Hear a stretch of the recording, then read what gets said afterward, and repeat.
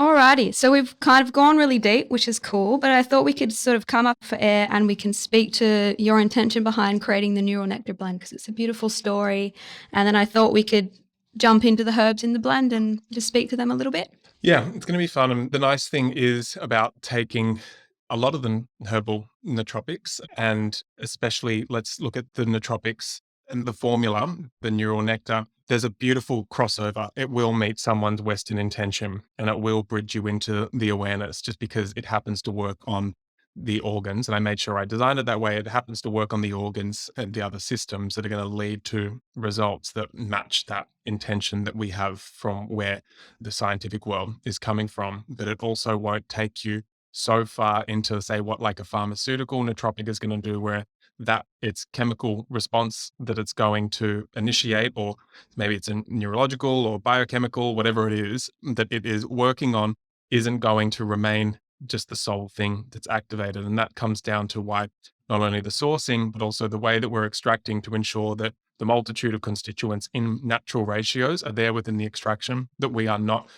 that I don't like this way. If you're in a real Western hectic, studies kind of world, cool, go nuts, where you start focusing on increasing the percentage of active ingredient in a particular herb. That's cool for those kind of short-term, real hectic game kind of like times, but then it's going to reach its peak and it's going to get to a point where you're going to be working long-term with nootropics, like tonic nootropics that are extracted in a particular way, especially from a way that's DDAO, focused on the whole rather than isolated Western, chemical that we know through scientific Western analysis, so that you can see the full system gets cultivated.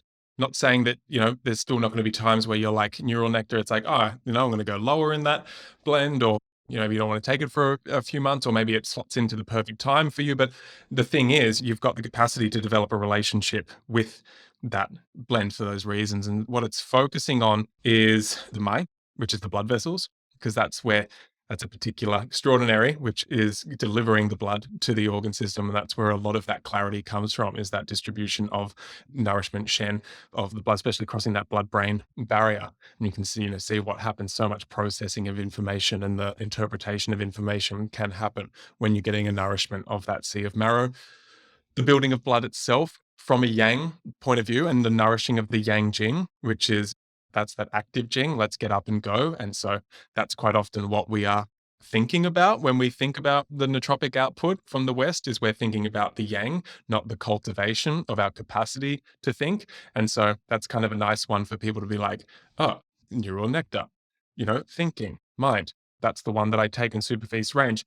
Yeah, but that's to get that yang output where, we've got a little bit of insurance that those chi tonics that bring an enrichment and an enlivening to the blood and get that blood distributed. Get that blood built and nourished to an extent, although you're going to want to make sure that you're not deficient in blood before you're taking that on.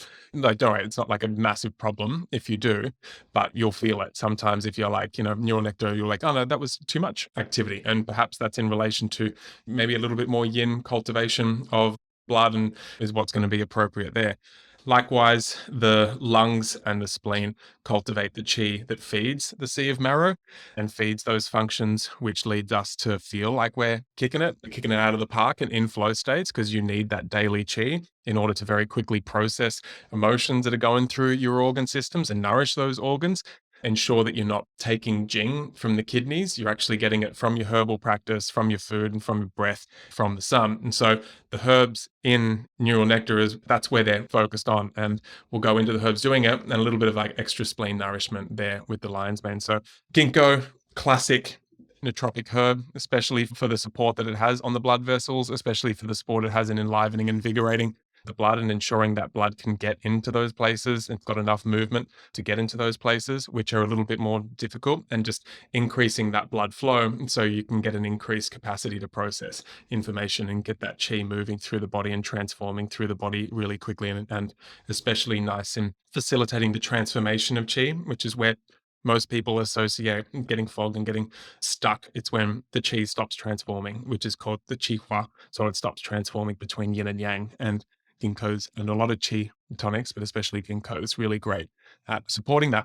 Going into Mucuna, classic, it's more, a late comer to the tonic herbal system. And it's one that's, it's a tropical herb. So as you see, It's not there in the ancient classics, but one of those incorporated later on tonic herbs. Another one that really comes out of like that Central America, South American system. Mucuna matata, real famous for its L-DOPA content for the cultivation of dopamine, which can just, for most people is something where dopamine is getting dragged out, getting used and misused. I don't like focusing on it too much because, like I said, that's not real long-term. Focusing on a herb just to have dopamine isn't real long-term, just more the quality of the way that we're interacting with things like phone and substance and food is. But nonetheless, Mucuna's in there more so because of just how incredible it is. It's a yang jing tonic that leads, it's got that particular yang expression and cultivation that leads to particular good feelings coming out of that sea of marrow.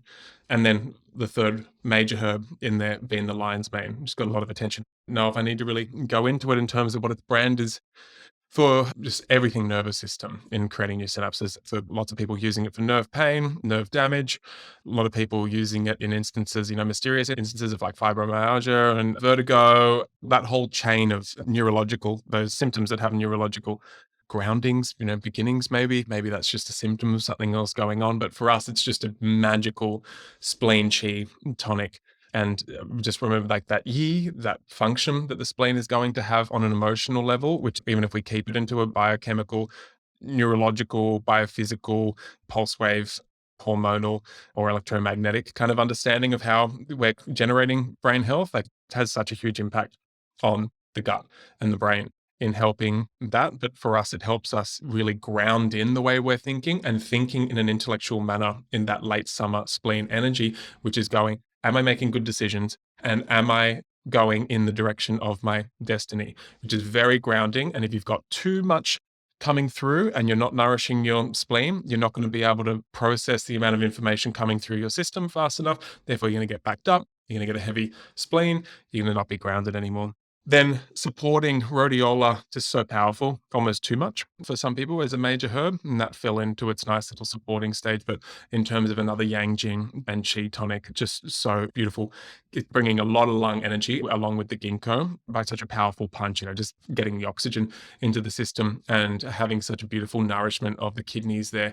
Oh, just such a beautiful herb in craggy, rocky area that just brings that tenacity to the system. And finally, white peony, very anecdotally in the tropic, but it's there for me as that liver support, as so much information comes through. That's the supportive herb. As we know, you do a lot of good work. It's the liver is going to have the job of processing all of that chi and then through that organ of the gallbladder disperse and ensure that we're dispersing that chi in a way that's pretty smooth. It was really funny watching, it had such an effect because it's quite a yang tonic and it's getting that yin grounding through the peony.